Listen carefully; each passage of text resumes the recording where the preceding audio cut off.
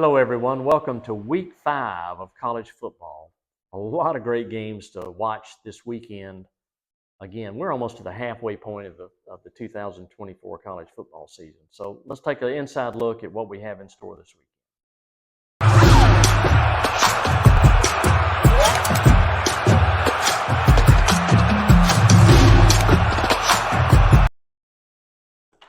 What's going on, world? It's your boy at Big Game James _36, and I'm here with Greg McGarity, and this is the TaxSlayer Gator Bowl Drive to Selection, presented by Toyota, where each and every week we go over the previous week of college football and the future week of college football as it pertains to the TaxSlayer Gator Bowl played here in Jacksonville, Florida on January 2nd, prime time.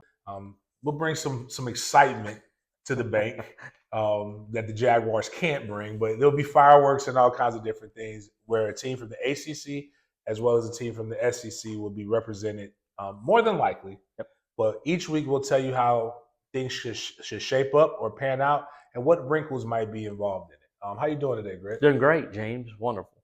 Before we get into that, one of the things that we always want to talk about and where this goes to our Chairman's Club members. And we had our Chairman's Club weekend. How long have we been doing the Chairman's Club weekend, and what exactly is Chairman's Club weekend? Well, I know it's at least 20 years because we've had two members, John Deuce and Vince McCormick, have been. That was their 20th straight attending the Chairman's Club weekend. It's where we bring our sponsors together, our corporate sponsors, and treat them to some hospitality out at Amelia Island. So a great event where we got there Friday night, had a wonderful meal, and then Saturday night we were having dinner on the ocean, little golf, watching college football. So a great time was had by all. Set records for attendance. We had about 250 people there, which was a lot of work this weekend, but everybody had a blast. Weather was beautiful. Food was good. Yeah. Got people. I was not mad.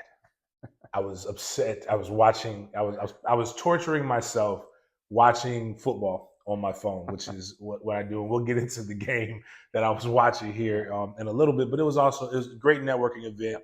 Nice meeting people, seeing nice and smiley faces, and also tons of ladies who were there with our football one-on-one. Because a lot of them talked to me about how much they learned and how they like it. So again, tons of different things to encourage people to become Chairman's Club members or to get more involved in the Gator Bowl. And if you want to know that, make sure you email Katie, respond to the emails, respond to the different things about how you can get involved with the Gator Bowl. Over the weekend, though, what games stood out to you from an ACC side? Well, it was so good to see FSU get back on track. Might have been a little ugly, but at the end of the day, they got that first win of the year against Cal. And that sets up a big game again at SMU this weekend. But it was good to see the state schools win. I think college football is better when the state of Florida has winning teams. And so it was a great weekend for both schools.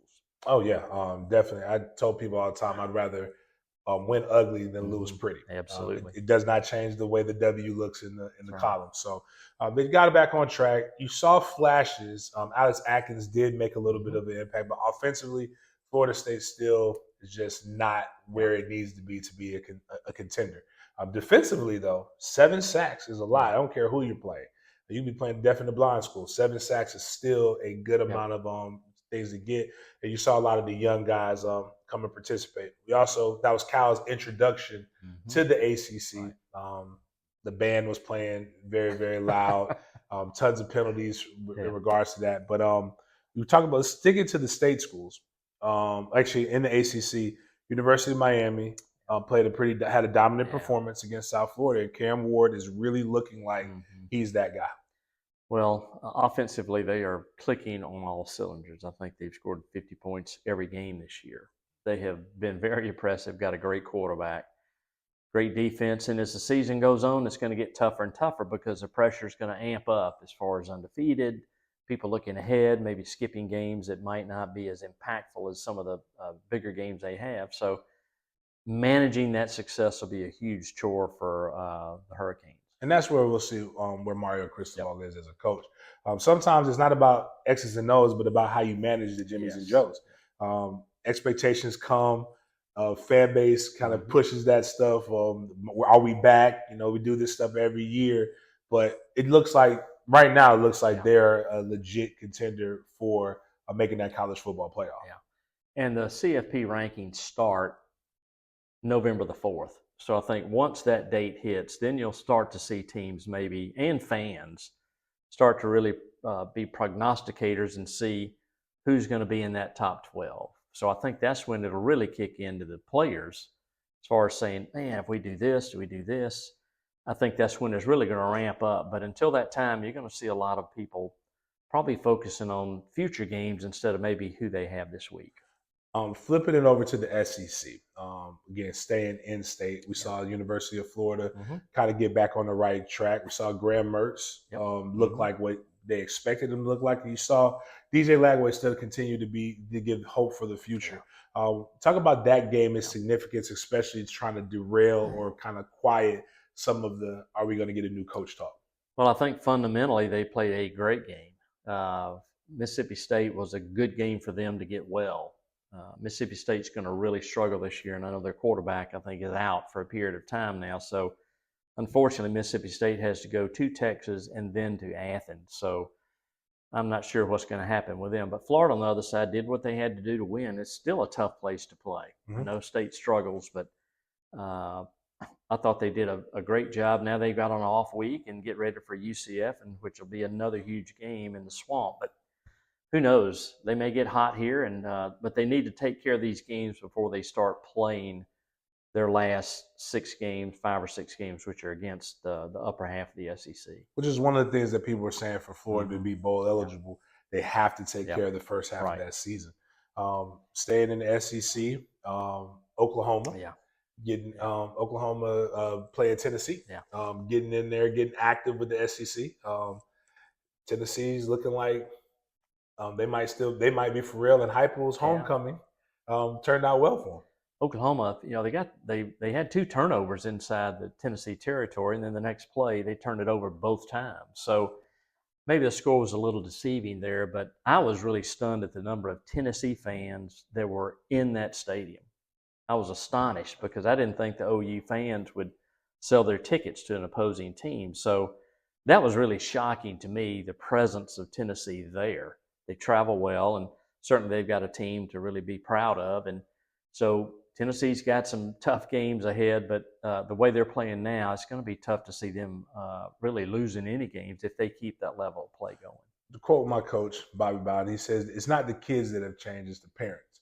So one of the things what you just said, which was shocking, is we can't get mad at the kids for switching or not having loyalty or fidelity to a program when dadgummit, y'all sell your own tickets to your own program. I hate it when you see a school and you see the rival have just as many fans. It should never be 50-50. It's got to be hostile. It's always got to be hostile. Absolutely. And going to a game where one coaching staff looked like they were going to be on the outs.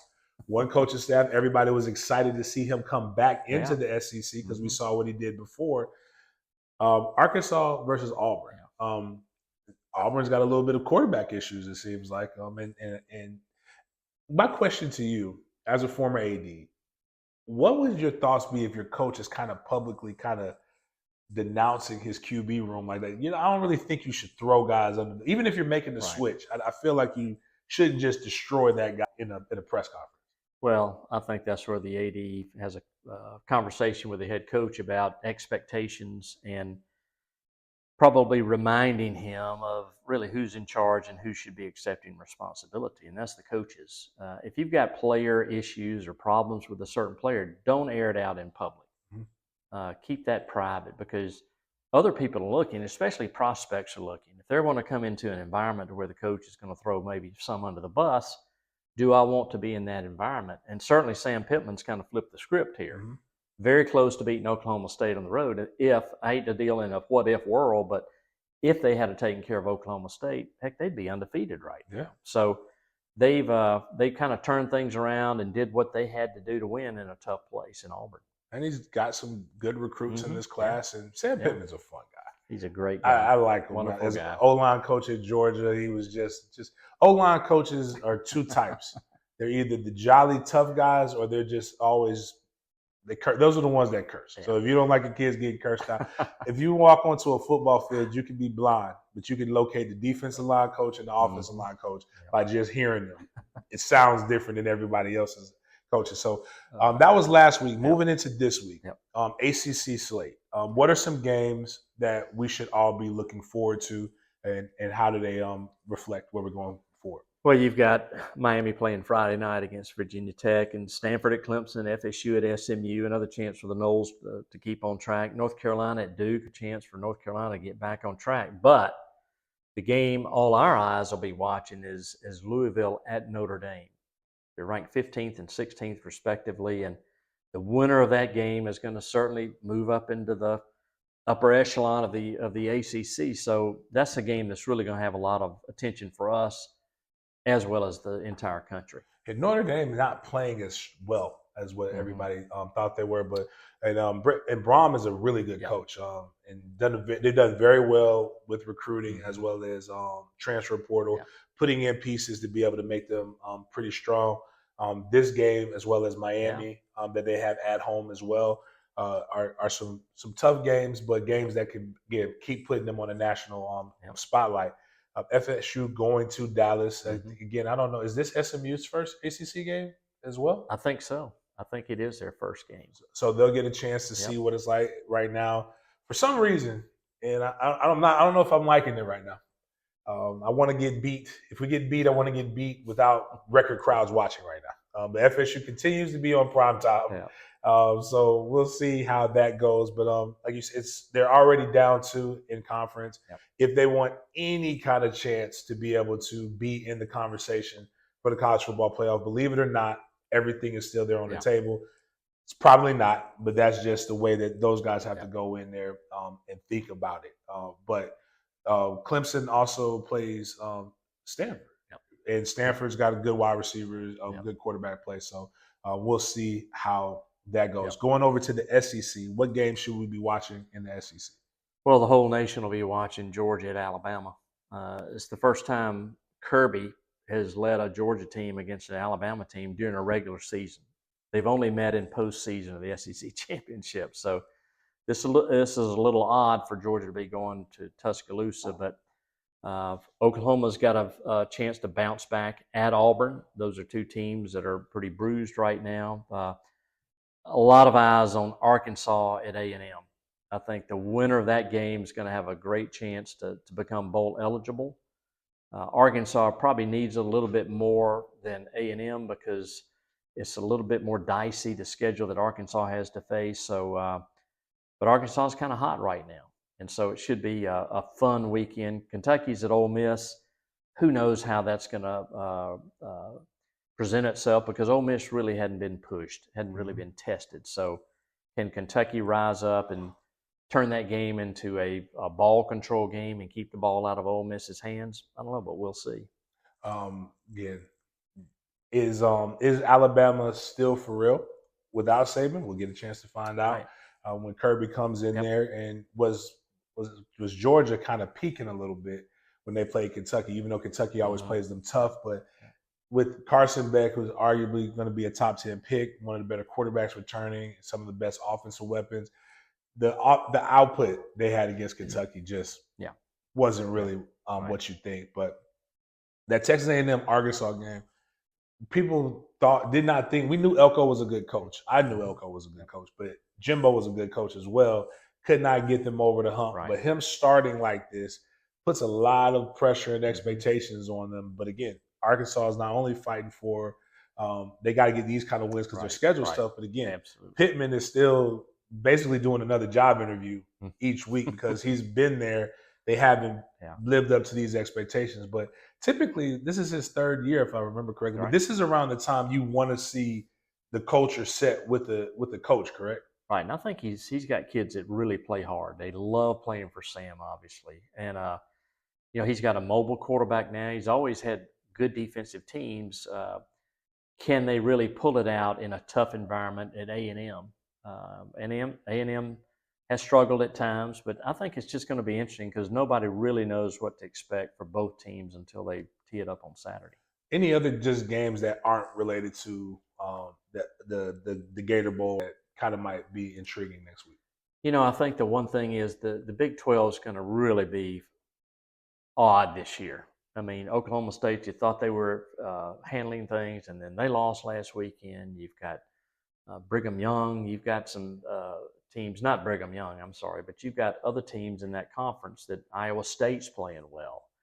UCF plays Colorado this weekend That's going to in be Orlando. exciting. So can Gus Malzahn, how do they play before their big game against Florida the week after that? So you're going to see some games that have some impact. It's not a big a weekend packed with teams that are ranked playing against each other. There's some teams that are experiencing a bye this weekend. So a little mixed bag, but I think in the two conferences that we follow, there are going to be some games that will really be pivotal. All right. ACC, obviously, ACC champion is not eligible Correct. for our game. SEC champion not eligible for our game. What are some kind of looking into? Who do we kind of feel maybe kind of trending toward the Gator Bowl? I think in the ACC, if you look at it right now, Miami and Clemson will be in contention for the college football playoff. And if Notre Dame wins out and beats Southern Cal, I think they're in that group as well too. There is a one-loss Miami, Clemson, Notre Dame team. Are they better off? I know Notre Dame's, I think, got 2 losses right now. Notre Dame has, one loss right now. But if they run the table, beat Louisville, then it's going to be really difficult to see the team that doesn't win the ACC championship, where are they placed, as opposed to an SEC team that may have 2 or 3 losses. So there are a lot of scenarios that break it down as far as teams that really are able to rise to the level. How good can Michigan run the table and maybe beat Ohio State in the end? So you got a lot of dynamics there that could squeeze out maybe some SEC teams that are going to beat up on each other. But I don't see really any of the top 6 ranked SEC teams having more than 2 losses right now. So you could have a scenario where you've got 6 SEC teams that have 1 loss, no losses, or maybe 2 losses. How do they fit into maybe a 1-loss ACC team or a Big 12 team as well, or a Big 10? So what are some of the qualifiers as far as records go for the Gator Bowl? Well, once the teams feed into the college football playoff, then there's a group of teams that come into a sort of a premium pool of teams that feed us, San Diego, and Orlando. And to be in that pool, they're going to take the teams with the most wins during the season. So if you've got 3 teams with 10 wins, then that's your pool, or maybe 9 wins, but you could not have a 7-win team jump a 10-win team, or a 6-win team jump a group of 8 or 9 wins. So it's important to get 6 wins, but then within the ACC, you've got to be, either 3rd, 4th, 5th in that pool to be able to play in our bowl. So it's very prescriptive in the ACC. The SEC is just whoever's not in the college football playoff, they're thrown in a pool with Orlando. They get the first pick in the Citrus Bowl. And then the rest are just thrown in the pool with us and the group of 6 that were all packed together with Las Vegas and Houston and Memphis and Tampa and Nashville. So that's just a matches, sort of best matches possible, playing their opponents. So a lot going on. And again, it's critical that the SEC has plenty of teams with 6 wins. So for some teams, that's very challenging, but that's something that we keeping our eyes on. Which is the beautiful thing about college football. It all looks so clear right now, but tomorrow it could all look different. No doubt. That's why you play the games. That's what makes it one of the best sports in the world. And that's why each and every week, me and Greg McGarity come to you with the TaxSlayer Gator Bowl Drive to Selection presented by Toyota, where we go over the previous week, the college football, as well as the future of college football and how it pertains to the TaxSlayer Gator Bowl played on January 2nd. Tune in each and every week. We'll be here. Appreciate you guys for joining us. We'll see you guys next time.